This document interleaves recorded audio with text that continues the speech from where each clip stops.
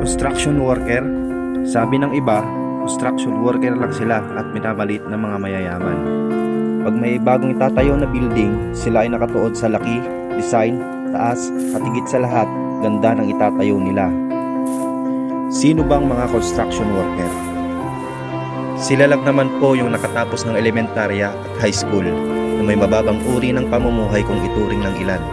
Sila yung nagtatrabaho sa ilalim ng tirik na araw o sa matataas at malalaki at delikadong building. Sila yung hindi iniisip na mahulog o mabagsakan na mabibigat na bagay sapagkat iniisip nila kung paano bubuhayin ang kanilang pamilya sa tamang paraan na walang inaapakan na tao. Sila yung kahit mahirap at mabigat na trabaho, umulan umaraw, tuloy lang sa pagtatrabaho. Pero maliit ang sweldo, tinitiis nila para sa pamilya. Ganito nila kamahal ang pamilya nila. Lahat gagawin nila, walang iniisip na hirap at pagod. Martilyo, lagari, pala, welding machine at iba pang gamit ang nagsisilbi sa kanila na ballpen. Sila yung madalas baon, sardinas, itlog, tuyo, payless, minsan chichirya, at asin na lang pero masaya na sila doon. Isa sila sa pilit pinagkakasyang maliit na sweldo at minsan kulang pa. Be proud dapat tayo sa kanila. Construction worker lang kung tawagin sila.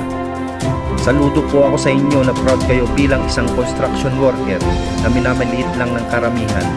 Bawat pokpok ng martilyo nyo, halo ng semento, welding ng bakal, kinabukasan pa rin ng pamilya ang iniisip nyo. Kayo ang dahilan kung bakit may bahay, tulay, kalsada at maging sementeryo. Kaya dapat maging proud tayo sa kanila at wag nating maliitin ang kakayahan nila. Kaya paki-like and share kung naging proud din po kayo sa kanila.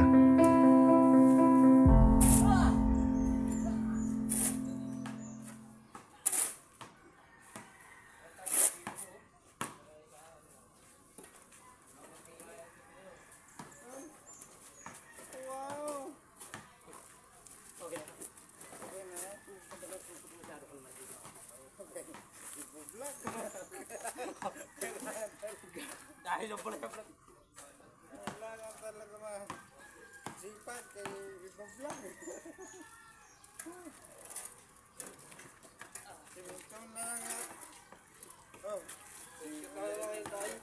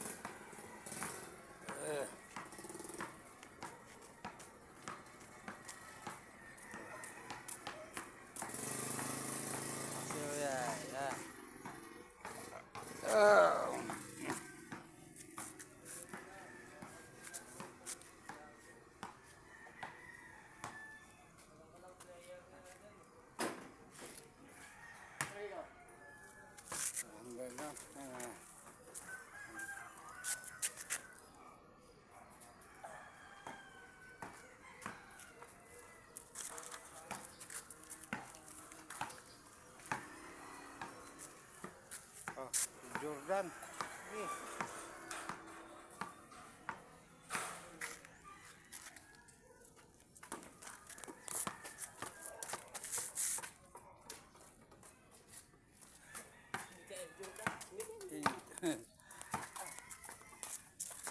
Yan ang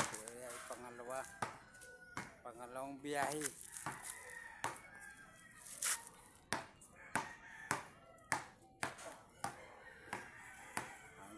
ito na